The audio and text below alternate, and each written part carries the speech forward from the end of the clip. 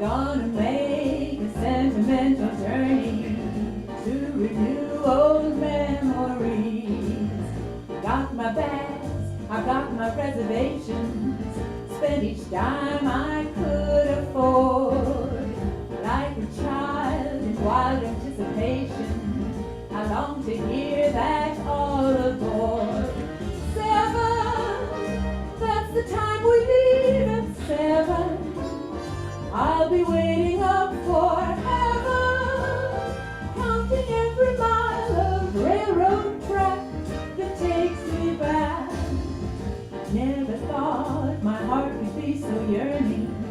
When did I decide to roam? Gonna take a sentimental journey home.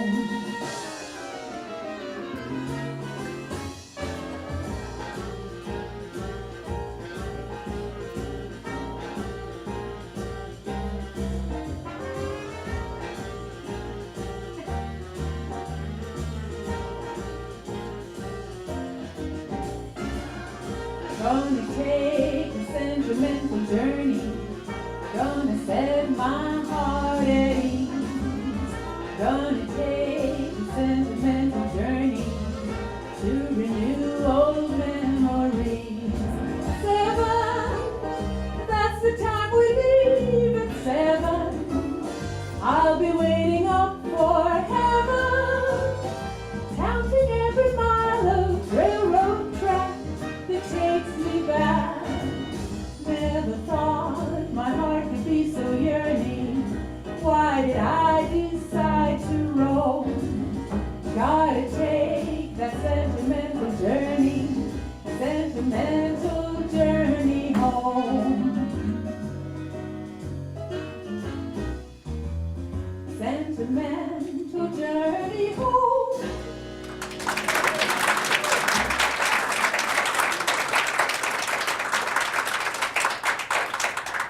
And now for number 1. And with the first place winner once more. 250,000 Lucky Strike cigarettes are sent free to the boys of our armed services across the seas. Here's Krista Jenkins to thrill you with the number 1 song, Dim Their Eyes.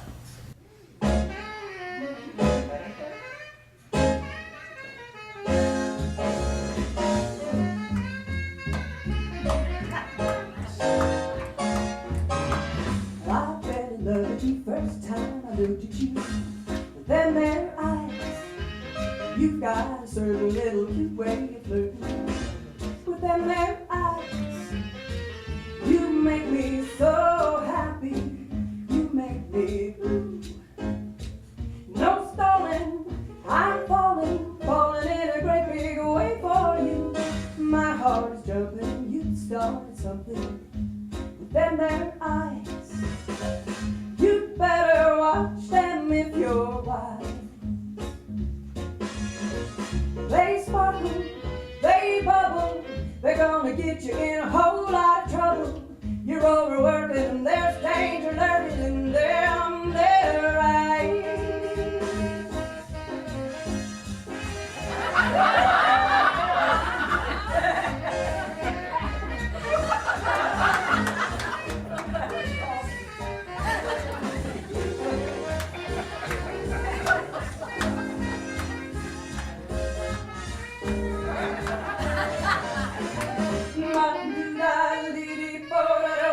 La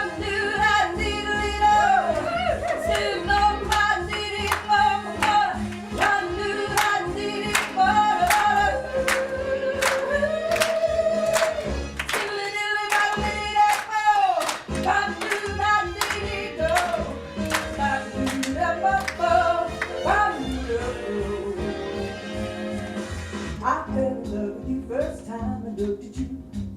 Then their eyes, you've got a certain little cute way of flirting. Within their eyes, you make me so happy. You make me blue. No stalling, whoops, I'm falling in a great big way for you. My heart's jumping and you start something. Then their eyes, you better watch out if you're wise. In those eyes, they sparkle, they bubble. They're gonna get you in a whole lot of trouble. I'm looking for the boy with the wishful life. I fell in love with them their eyes.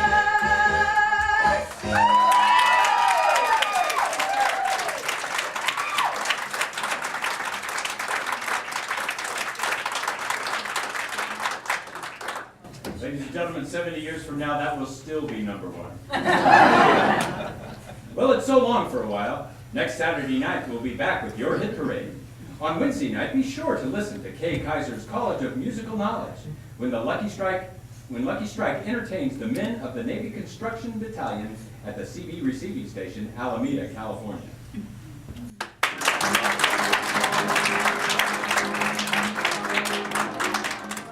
Your hit parade is broadcast by shortwave to our armed forces overseas. You know what job they're doing, so do yours. Buy those war bonds and stamps.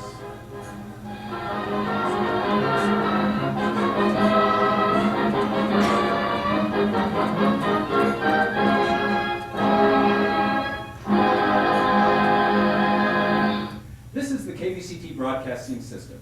We pause now for a 15-minute station break while we listen to our sister station playing G.I. Jive.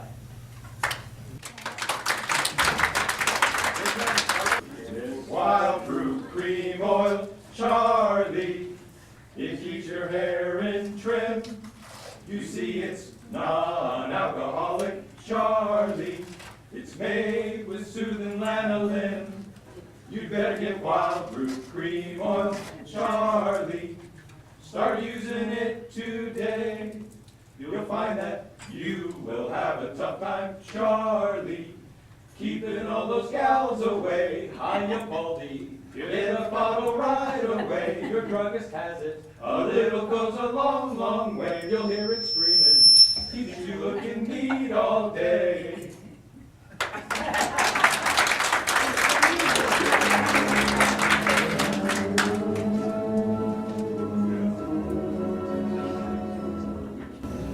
Who knows what evil lurks in the hearts of men? The shadow knows.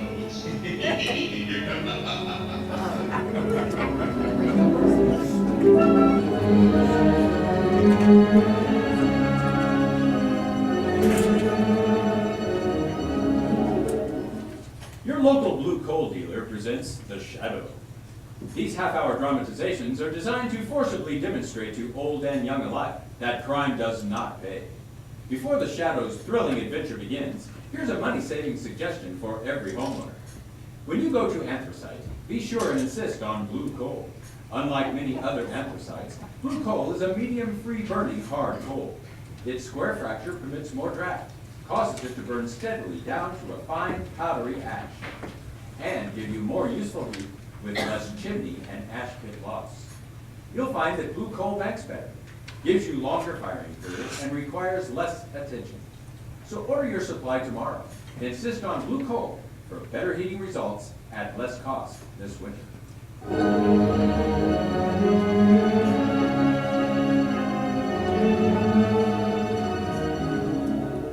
The Shadow, whose life is devoted to protecting the innocent, is in reality Lamont Cranston, wealthy young bachelor, amateur criminologist, master of other people's minds.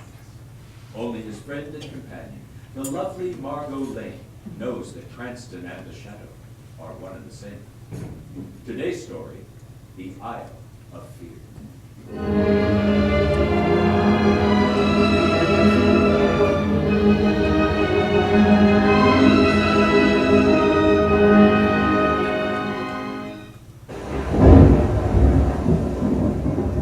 Mr. Dupre, I'm certainly glad you persuaded Miss Lane and me me to leave the cruise ship at Port-au-Prince and spend a few days here on your plantation.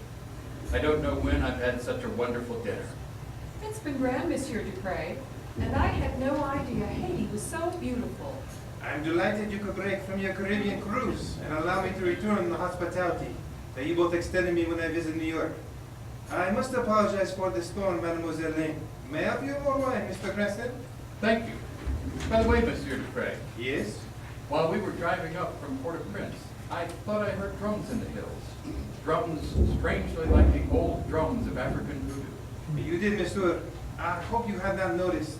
But why, Monsieur Dupre? Mademoiselle, Haiti is beautiful, but its people, in spite of centuries of French, English, and American influence, in spite of the untiring efforts of educators and ceaseless devotion of ministers and priests, they remain at heart African. Their bodies are free, but their minds remain the slaves of voodoo. But I thought that voodooism had been stomped out in the West Indies. Voodoo does not die, Monsieur Tristan. Its followers may think they have forgotten the old gods. They may wear civilized clothes, go to schools, and to the many Christian churches of the island. But voodoo is always there, in their primitive minds and souls, waiting. When was the last outbreak? Only 10 years ago, Mademoiselle Margot, it was on a night, very much like this. For days, the drums have been calling from the hills, where in the grottos of Sans Souci, the mad Prince Henry was paying his customary visit to Guillaume, the high priest of voodoo. Guillaume needed human victims for his ritual of the blood moon. And on this, Keon, the Prince Henry Pretender has come to the grottos of Sans Souci. What does he want? This fool who thinks the blood of the Emperor Henry Christophe courses through his shriveled veins. He comes to offer victims for the festival of the blood moon, children of his political enemies. Let him enter. Enter Prince Henry. Keon, great priest of voodoo, will hear you. Ko, in 3 days the festival of the blood moon begins. Who are your victims, Ko? Who are the blood sacrifices you must offer the snake gods of voodoo? They will be found, Prince Henry. You are sure, Ko? Yes, I know you have come, as always, to offer me the families of your enemies, and your enemies are many. I, like the trees of the jungle, and the stalks of cane in the valley of Sans Souci, you will find the sacrifices for me, Prince Henry. You will find them. Hush, my baby, hush, or Keon Diablo will take you away to the grottos. Quiet, woman. In 2 days the festival begins, and no one knows who Ko shall choose. Oh, Who's there? Open your door. Give me that child. no! No! Here is the child Keon has chosen. Francois, you reminiscement reported the shipment from the plantation warehouse? Yes, monsieur, 200 casks of rum, 40,000 pounds of raw sugar, 20 tons of... Master, this mistress, Keon is taking her to the grottos of Sans Souci.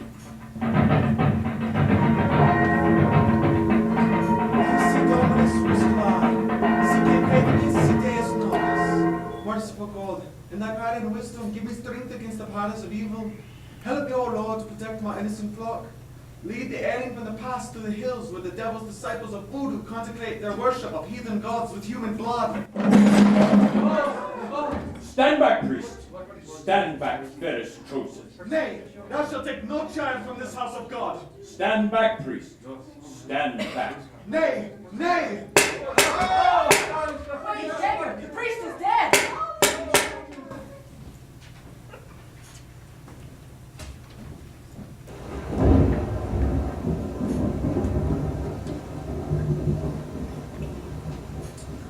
That, Mademoiselle Lane, Monsieur Cranston, happened only 10 years ago, but very sad, very sad. Oh, how horrible, Monsieur Dupre. Did the voodoo priest actually murder those children? And that planter's wife?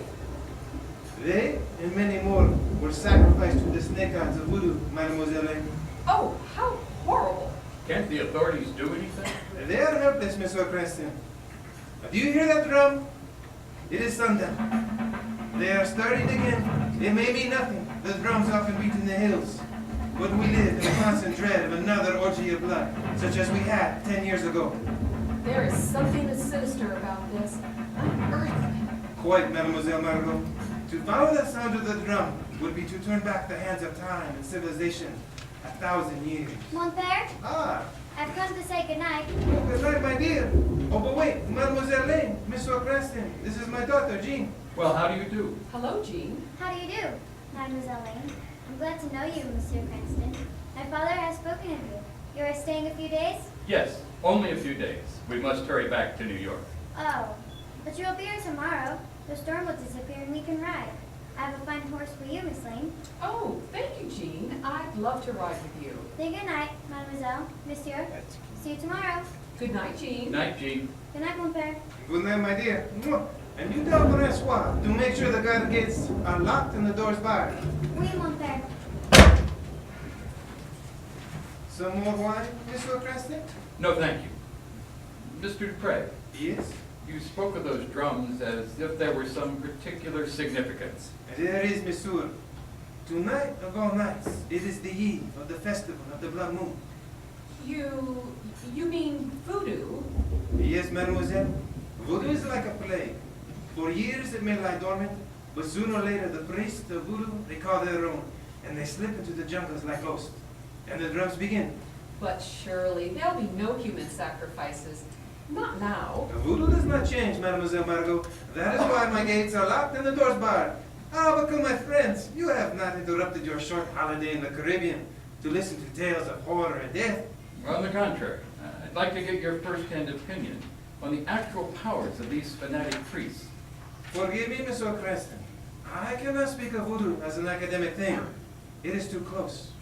Has this man, Keon, ever chosen anyone from your plantation? Mademoiselle Margot, I think you will understand when I tell you that the planter's wife who was taken into the hills of Sans Souci 10 years ago tonight was the mother of the girl you met a few moments ago, my daughter, Jean.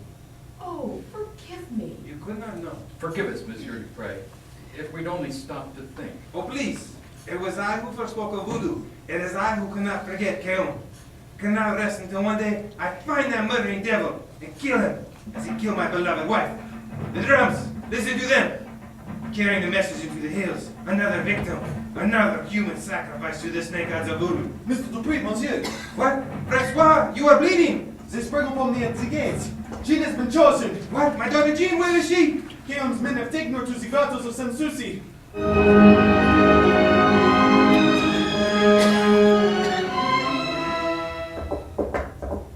Lamont! Whoa! Lamont! Marco, you shouldn't be outside the gates. Any news of Jean? No. We've ridden all through the valleys the whole day, even into the hills. Where's Monsieur Dupre? In the hills. He wouldn't come back. Oh, He hopes to follow the signal fires after sundown, but I'm afraid it's madness. They'd kill him. Where are all the servants, Margot? gone. The native quarters are deserted. Where have you been, Lamont? We've been everywhere. It's like riding through the land of the dead. I'm afraid it's hopeless, Margot. No, Lamont. There is one chance. One chance. What do you mean, Margot? About an hour ago, an old woman came out of the cane brakes and spoke to me. She said she would take me to see Keon at the Festival of the Blood Moon, if I would give her my diamond ring. It's a trick to get you into the jungle. I know it's a trap, but I told her I would meet in the jungle trail an hour after sundown. Are you mad, Margot? But Lamont, it's a chance. A slim chance of finding poor little Jean. What good would it do you to find her, Margot?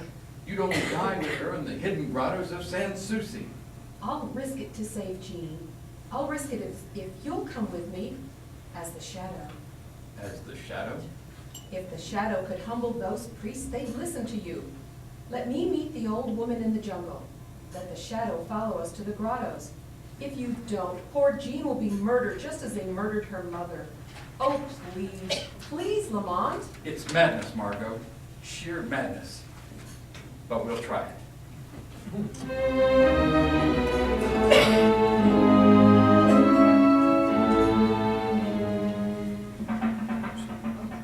Lamont, this jungle is like a black pit. This is nothing, Margot, compared to what lies ahead. Do you want to go back? More than anything in this world, Lamont, but we can't. I know. Be careful, Margot. The old woman may be near here. What are you going to do when we meet her? I'm going to make her fear you more than she fears Kaon. I'm going to... Shh! Quiet, Margot. Don't be afraid, mademoiselle. Old Gaio will not hurt you. Give me the flashing white stone, and I will show you things which no white woman has ever looked upon before and lived. Here's the ring. Ah, even in the dark it flashes like the fires of the blood moon which comes soon to the hills. Hurry, follow, you must not be late. Wait, Gaio. Wait. Who laughs? Who speaks? Oh, dog of a woman, you have not come alone. I am alone, Gaio. You lie, I heard the voice of a man. No, Gaio, I am alone. Alone, Gaio. But in the darkness beside her walks a shadow. A shadow? Yes, a shadow stronger than the Debudu of Kaon, your master. No, it's a trick, a lie. For that you'll die. Oh! Don't move, Gaio. What? Don't raise that knife. Let it fall to the ground, Gaio. Your fingers cannot hold it. Cannot hold the knife. Let it fall to the ground. Mamselle! Mamselle, forgive! You are a priestess. A priestess of many voices. Take back your ring. Forgive. Have mercy. Forgive. Get up, Gaio. Lead the way to the grottos of Kaon. Yes. Go. Yes. Or you will stand forever like a stone image in the jungle, and the snake gods will burn your soul in the fires of the mountains.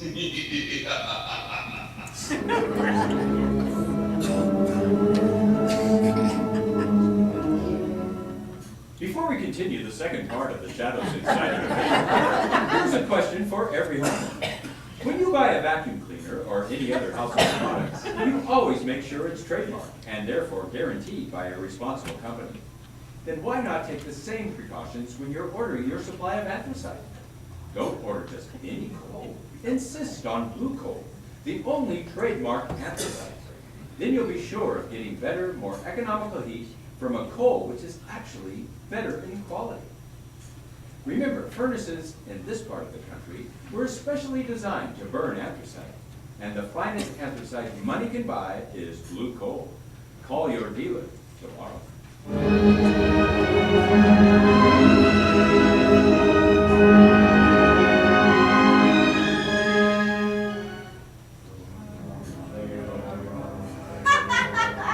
Look at the flames, see? I have not disobeyed you. You hear the native chant? I have brought you to the grottos. Where is Kaon? Where are the victims who are to be sacrificed to the snake gods? Come along the great ledge, beyond the altar of sacrifice. Kaon is there with the victims bound in chains. But wait, mademoiselle, wait. Be careful, Gaio. You've been warned. Oh, mademoiselle, you go alone. Do not make me take you to Kaon. If your power is not greater than his, he will slay you, and he will slay me. Oh, mercy, mademoiselle, mercy. No, no. Shadow, what shall I do? Hey, mademoiselle, why don't the voice answer you, huh? Where is this power of darkness? Has it fled in terror before the fires of Kaon? It has. Kaon, I have brought you another victim, a beautiful woman.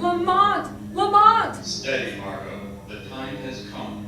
Don't show fear or they'll kill you. Look, Kaon, look! A beautiful woman with skin like ivory. The hour has come. The old gods await the hot blood of this woman. Hear me, by all the powers of Kaon, this flower shall be the first sacrifice. Bring the woman to the altar. Let the mountain hear, and the dead stones of the grotto see her die. Beware, Kaon. That woman is not afraid. In the darkness of the jungle, I heard a voice of the shadow. Be still, old woman. Gaio speaks the truth, Kaon. Listen to her, she's right. I am not afraid of your voodoo gods. I have come to guide one who is stronger than all your powers of voodoo. Where Kaon walks, the earth is forever barren. Barren. Kaon is the ageless one. Ageless one. Kaon is nothing of the earth, the sea, or sky. Earth, sea, or sky. Where is this voice, woman? Let Kaon hear it speak. Call it from the shadows. Let it try its strength against Kaon, against the gods of voodoo who cry for blood. I am here, Kaon. The voice, Kaon. What? What white devil's magic have you brought to this hidden place, Kaon? Take care, Kaon. You have challenged me, and I am here. Show sign of fear, and this savage rabble will turn upon you like beasts of prey. Slay, Kaon. Show thou art stronger than this voice of the shadows. Take the sword of Christoph and slay the woman. Her blood upon the altar stone will prove thy power. Take the sword. Look, her white blood gleams in the light of the fire. Strike! Yes. Prove your strength, Kaon. Try to raise the sword of Christoph from the altar. Try to kill this woman who has come to take your victims from you. Strike her if you can. Ngawa, the sword of Christoph. My arms! Lift it from the rock. It will not move. It feels as if chains held it to the rock. What power is this that takes all the strength from the body of Kaon, like water from a broken gourd? A power as old as voodoo, Kaon. The power of the mind. The power white men call hypnosis. The power you call the evil eye. The evil eye. Alema Kimasaba, voice! Voice of the shadows, what angry god of voodoo sends you? I am more than a voice, Kaon. I am here in the shadows, though you cannot see me because I wear it. Watch, Kaon. I will prove to your murdering slaves the white man's magic is stronger than all your voodoo sorcery. Watch the sword of Christoph. I will raise the sword you could not move. Watch. Kaon, look! The sword rises from the rocks with no hands to lift it. The people have seen it. They no longer fear you. Kill the woman, or they will murder you! Murder me! O voice of shadows, who are you? I will answer your question, Kaon. I am the shadow. And here is the answer to your challenge, Kaon. The broken sword of Christoph. Margot, they believe you are a sorceress with greater powers than Kaon. Pretend you are, Margot. Tell them the snake gods are angry and want no more human sacrifice. I'll try. I'll try. They're closing in on Kaon. Don't try to stop them. Don't move, Margot. Watch and wait. The old gods have sent this white priestess to destroy Kaon. I can't stand it. I can't. You must. They slain Kaon and his murderess. Now they'll turn to you.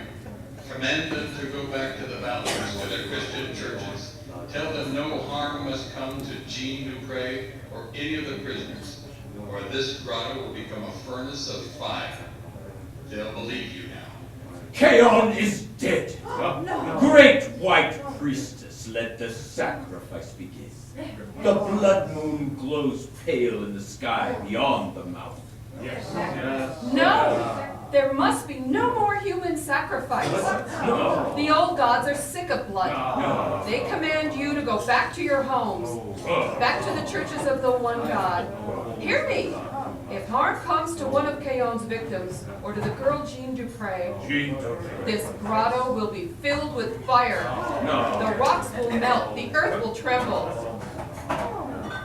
They're wavering, Margot. Quick, take the broken sword. Slash the great drum. It is the heart of voodoo. Hurry, then they will obey you. Get out. What? Get out of the grotto. What? Voodoo is dead. The white priestess has destroyed the great drum! Run for your lives! Margot, you're free. Don't faint. Hold on to the altar. Hold on. Don't let them see you fall. Lamont. Oh, Lamont.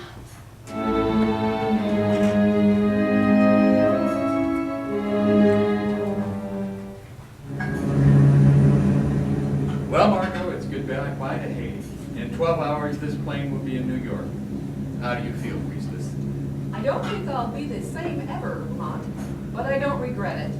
Taking those children back to their parents and Jean back to her father, it was worth it, even if I have nightmares for the rest of my life. Hey, look, Marco, Carpesium, and the ruins of King Christoph's citadel. From here, it looks like a tropical paradise. Maybe it will be, Lamont, now that the shadow has broken the spell of voodoo. No, Margot, no one man can dispel the power of voodoo. Education. The Christian churches are doing all in their power. But Ducret was right. Voodoo doesn't die, it merely slumbers. We have found once more that one of the greatest causes of human misery is ignorance.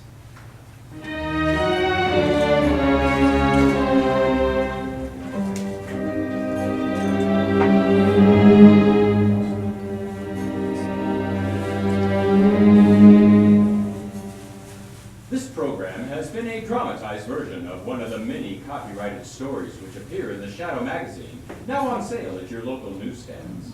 All the characters and all the incidents named are fictitious.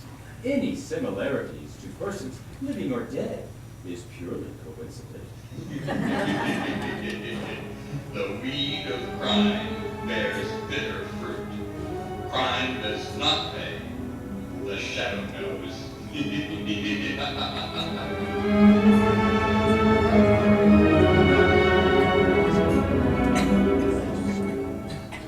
Next week, same time, same station, Blue Coal, America's finest anthracite, will again present another thrilling adventure of the Shadow. Be sure to listen, and be sure to burn Blue Coal, the solid fuel for solid company.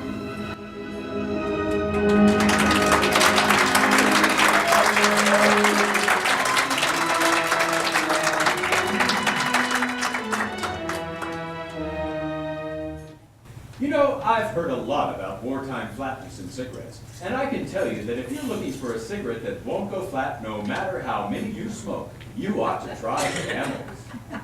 You see, Camel cigarettes are blended of costlier tobaccos, blended to give them more flavor, and it's more flavor that helps Camels to hold up, keep from going flat, no matter how many you smoke.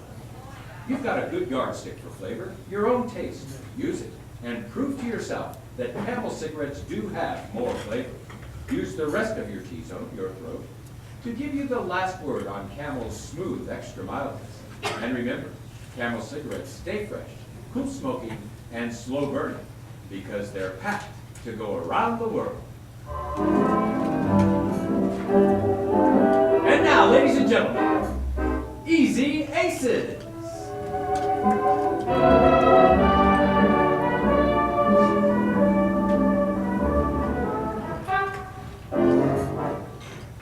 Well, first I have to say that the main characters of this story are not fictitious, though at times I wish to heavens we were, especially Jane's brother. Though Paul is allergic to work and is the laziest man I know, I tell you he's obnoxious. Paul would never show it, but I know he hates me. I never show it, but I hate it. He can't stand the sight of me, I can't stand the sight of him. and behind my back he calls me names. Communist. About 12 years ago, Paul was involved in a little automobile accident. He's been getting paid $10 a month on an insurance policy. If he ever goes back to work, that payment stops on the big annuity. So he can't work. He was lucky enough to escape with his life, and now he wants to be paid for it. Robbing St. Peter for Paul. The one I really feel sorry for is Paul's wife, Arlene. They've been married 10 years, and they've always been destitute. I've been married 10 years and I've always been destitute. She never has any new clothes. I never have any new clothes. And she's too old to work. I never have any. So how do they live? We've heard of people who live by their wits. Paul lives by his wits. Of course, if that's living, it's only half. The other half Jane takes care of. See, Jane and I are the typical American couple living in the typical small eastern town of New York City. Population 8 million, give or take one. And if you're going to take one, take Jane's brother. Or better yet, take Jane. Because when Jane makes up her mind to help her brother Paul, she does it.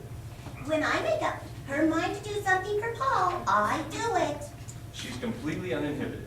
I'm completely uninhabited. And her arguments are unequivocally irrefutable. Huh? Well, yes, they are.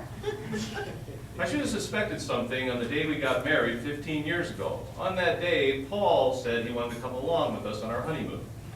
I said no, but Jane said, Let him come along, dear. He's never been on a honeymoon. and I should have suspected the night we were sitting around the living room after dinner and Jane started her Guess Who routine. It went something like this. Well, dear, guess who called me up today? Eleanor Roosevelt? No, I give up. my brother Paul. Well, how much did he want this time? Oh, he's fine. Arlene's fine, too. Do you know that next week they will have been married 10 years? My, how time flies. It seems like only a year ago they were married 9 years. Well, when you told me 10 years, you could have knocked me down with a fender. I said, Paul, you mean to say you've been married to... Now, just a minute. What did you mean by how much money did he want? Who said anything about money? Oh, then he didn't want any money. Who said he didn't? Well, which is it? $200. Jane, I'm not going to give it to him. Why doesn't the guy go out and work?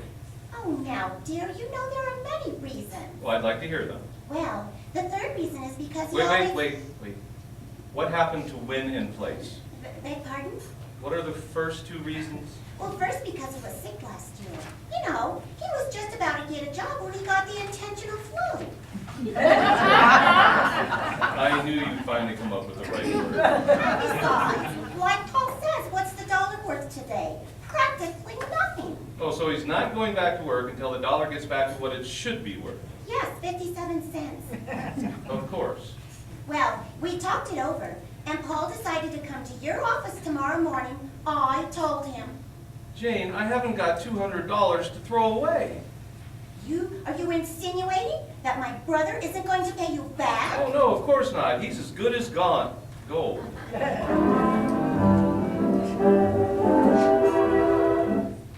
As usual, with any argument with Jane about her brother Paul, I came in second and paid $2.80 to place. Because the next morning on my way to work, let me tell you this. I work in the advertising business. It's a good job, good pay, except for withholding and Social Security. It's a fair job. Of course, Jane always exaggerates my importance by telling everyone I'm a big cog in the machinery. He's a big clog in the machine. The only thing I can't stand about my job is my secretary, Miss Anderson. Why don't I get rid of her? Well, she's Jane's cousin twice removed. That is, I've removed her twice, and Jane's gotten her job back 3 times. So now with the score 3-2 in her favor, Miss Anderson practically runs the office her way. I practically run the office my way. Oh, she's a doll. D-U-L-L. So in the morning, when I got to the outer office about 9:30, I asked Miss Anderson if there had been any calls. Yes, Joe Davis called. Joe Davis? Who's he? What does he do? He wanted a date for Saturday night. I told him I was going to the movie Saturday night with Bill Wilson. So I gave him Wednesday night. We're going dancing. Joe's an awfully good dancer, much better than Bill. Miss Anderson, were there any sideline calls? I mean, for me, the advertising business? Let me see. There was somebody. Who was it now? Isn't that awful? If that comes to you, Miss Anderson, I'll be in touch with you. I'll just go into my office and wait. Oh, sure. I'll let you know if it comes to me. Well, there you are. Is that a nice thing to do? Keep your brother-in-law waiting in your office to see you? Miss Anderson, is this the... Oh, yes, that's it. Your brother-in-law's waiting in your office to see you. Miss Anderson, take a letter. A letter? To China, and don't hurry back. Well, brother, how's the world treating you? Not very often. I haven't seen you in some time. How long has it been? About $25 ago. Paul, would you mind taking your overcoat off my desk? Oh, sure. Excuse me. Recognize the overcoat? Yes, I recognize it. You gave it to me 2 winters ago, remember? Lucky we're the same size. I was born lucky. Look, Paul, Jane tells me you want me to give you $200. Is that right? Not give. Lend. What's your language? Sue me. The answer is no. Oh, now wait a minute, brother. It isn't for myself I want the 200. It's for Arlene. We have a 10th wedding anniversary next Wednesday, and I want to get her something she needs pretty bad. For $200? Yes. Like what? I'm getting her a tonsillectomy. You're going to have your wife's tonsils removed as an anniversary present. Why not? It's something practical. Something she wouldn't buy for herself. Yeah, that's it. How about it? Lend me the 200? No. What could you make it 100? Going to have one tonsil out? No, I can pay 100 down. And get the rest from me later? Nothing doing. I can't afford it. It's not the principal, it's the money. But I'm gonna pay you back. I keep track of I'm every... sorry, Paul. And look, kid, if you come into my office and sit around with your feet scratching up my desk, I wish you wouldn't be wearing my shoes.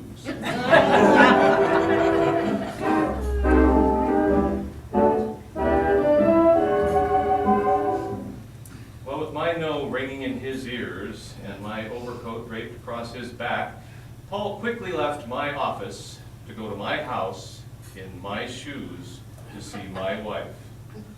Now, before we look in on this pretty little scene, I have to tell you that just like any other average couple, Jane and I live next to a radio announcer, a fellow named Ken Roberts.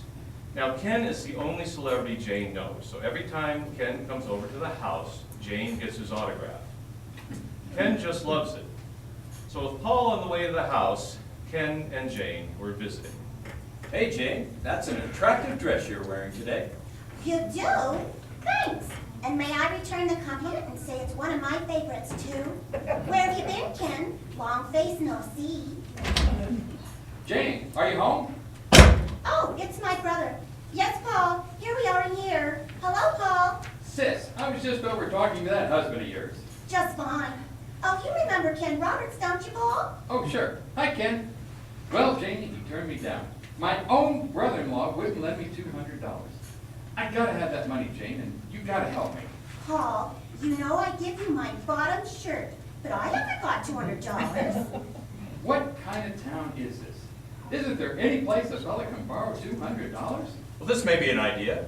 One of the commercials I do is, friends, do you need money? Come to the Confidential Loan Company. You can borrow up to $300 on one signature alone. Every transaction is treated most confidentially. Why don't you go down there and borrow the money? The Confidential Loan Company. Yes, I never thought of that. How about it, sis?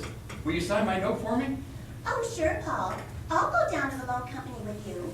I'll be ready in a jitney.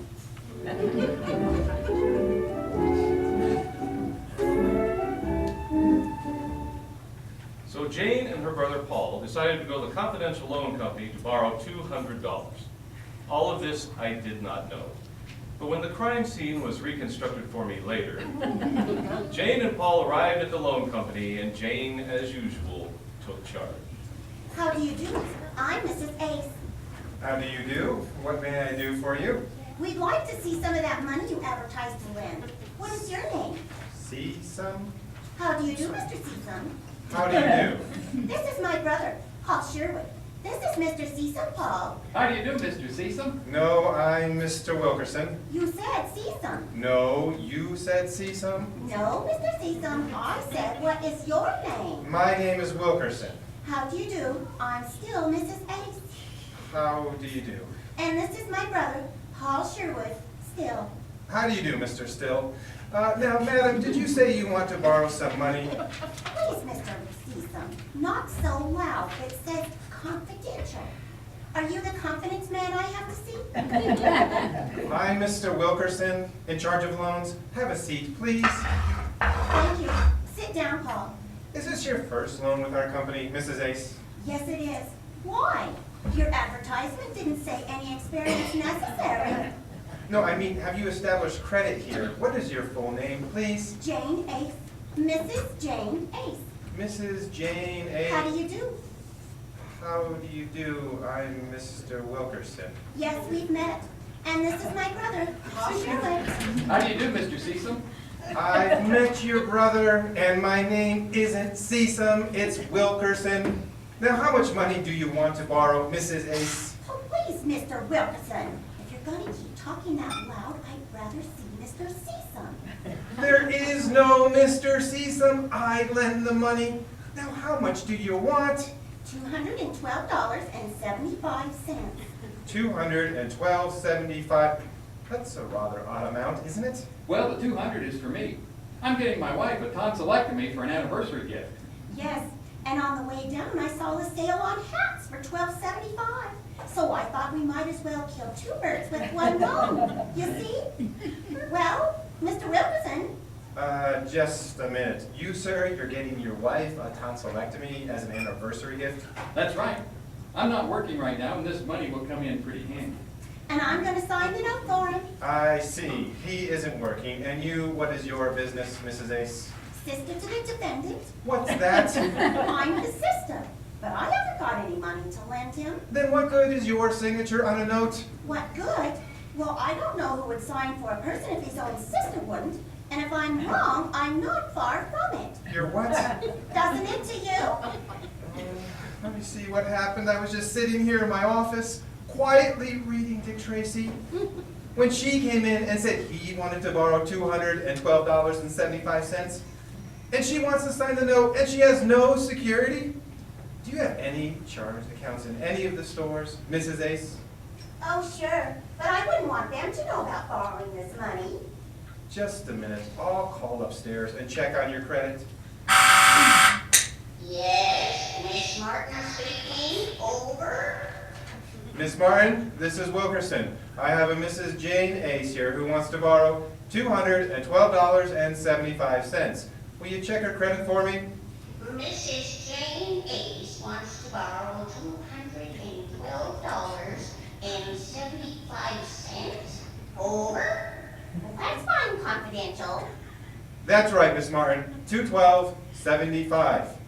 That's a rather odd amount, isn't it? Over. Well, 200 is for a tonsillectomy. Her brother's giving his wife for a wedding anniversary. And testing, 1, 2. Testing, 1, 2. Sounded like you said he's giving her a tonsillectomy for a wedding anniversary. Over. That's right, Miss Martin. And the other $12.75 is for a hat she saw in a clearance sale on the way down here. Check it, will you, Miss Martin? Will do. Over. Roger. Mr. Wilkerson, was that coast to coast? What? Oh, that's our efficient credit system. It'll only take a minute. And while we're waiting, we can look over this application. Here are the weekly rates.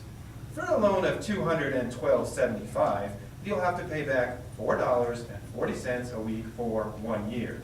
$4.40 a week? Oh, that's reasonable. Ah, there's Miss Martin again. This must be the repeat broadcast for the West Coast. Yes, Miss Martin? Mrs. Ace is NG. All charge accounts are in her husband's name. He's okay. Over. Roger. Thanks, Miss Martin. Sorry, Mrs. Ace, you're NG. What's that mean? Not guilty? Yes. No. It means your signature is not acceptable, but if your husband will sign this note, we'll make the loan. Take the application and have him sign it. Well, okay. I guess we'll have to do it, Paul. But he'll never sign that note, Jane. Just leave it to me. We'll see you later, Mr. Season.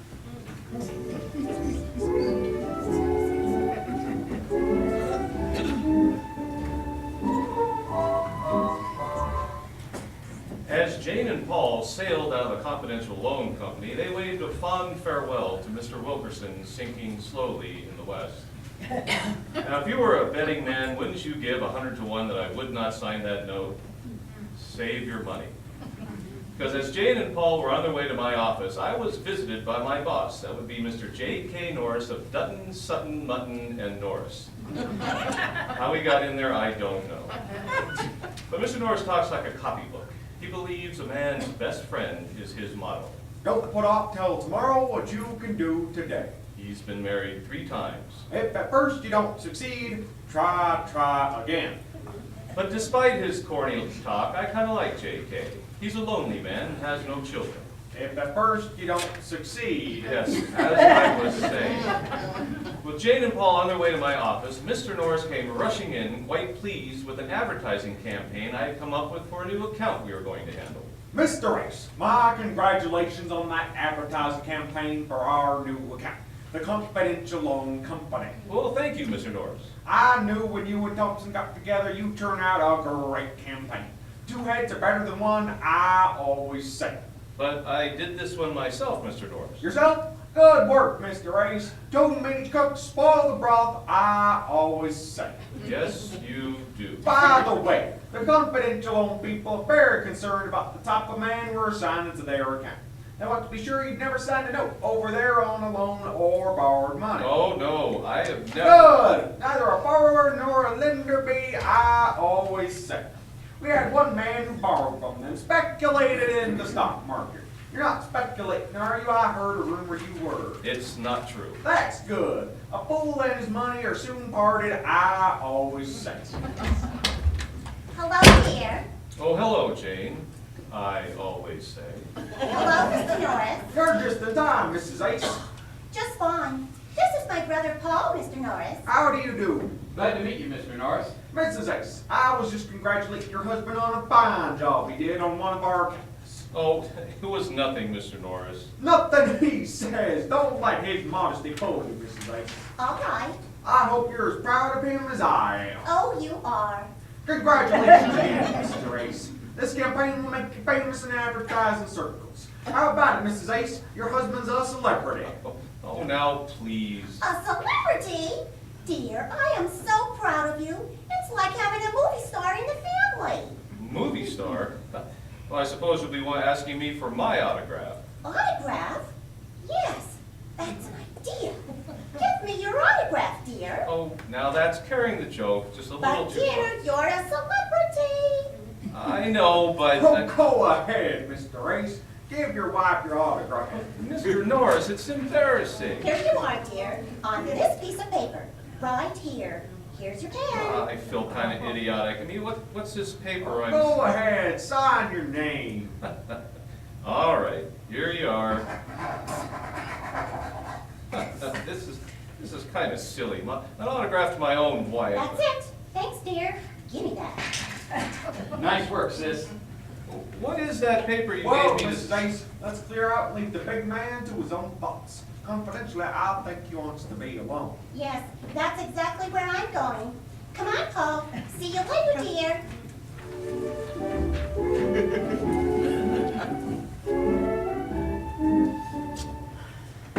All I can say in defense of my simpering self is that I have an alibi. I'm stupid. I would have never even known that I had signed the thing until about a week later when Jane and I were sitting around the living room after dinner and I was doing a little break. Jane, remember the advertising campaign Mr. Norris congratulated me on about a week ago? He gave me a $500 bonus today. Pretty good, huh? Yes, dear. Is that the most enthusiasm you can work up? I thought at least you'd cheer. Yippee, dear. Well, thanks if you can spare that. Well, maybe this will brighten you up. I'm going to take 200 of this bonus and lend it to Paul. Arlene does have to have her tonsils out, and as long as I can... Paul got the money already Where? last week. But I'll tell you what you could do. I said, where did Paul get that If money? you want to do somebody a favor, how about increasing my allowance? Where did Paul get the 200... Increase your allowance? How much? $4.40 a week. How did you come up with that round figure? Well, I might as well get this off of my chin. Okay, start chinning. I'll make it short and sappy. Remember last week when I came to your office and you were a celebrity? And you signed your autograph on a piece of paper I gave you? Fine celebrity, yes. Well, that day, you opened up a charge account at the Confidential Loan Company. Oh, no. Paul borrowed $200 when you autographed that note. No! Oh, yes. And today they called up that Paul missed the first payment. $4.40. And he's going to miss every other payment, and I'm going to have to make it good. I should say he won't. What kind of a wife you think I am? I got you into this and I'm gonna make it good myself. I'll pay it out of my allowance. All you have to do is raise my allowance $4.40 a week. Look, Janie, I don't even mind the money now. But when the confidential loan company finds out I signed that note, they'll cancel their advertising account. No, they won't, dear. When he saw your signature, he asked me if you're in the advertising business, and I said yes. And he laughed, and he said he was glad to have somebody like you handling their advertising. Laughed? Glad? He said he only wished all other signers they would have to be happy to sign a note as you were. Who told him I was happy? He could tell by the way you signed it. He said this was the first time in his experience that a co-signer ever signed a note, "Sincerely yours, with all my love." Isn't that awful?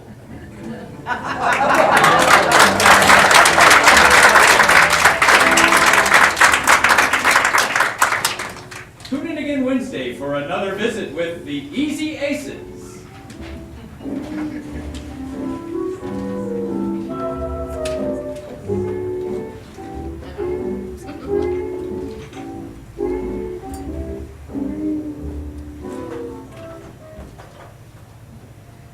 Real cream, a little dabble, do ya? Use more only if you dare. Watch out, the gals will all pursue you. They'll love to run their fingers through your hair. Brill cream, a little dabble, do ya? Brill cream, you look so debonair. Brill cream, the gals will all pursue you. They love to run their fingers through your hair.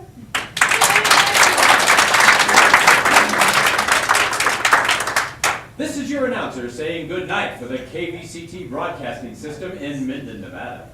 We hope you will tune in tomorrow for more exciting, romantic, funny adventures from the world of KVCT radio. And now, our national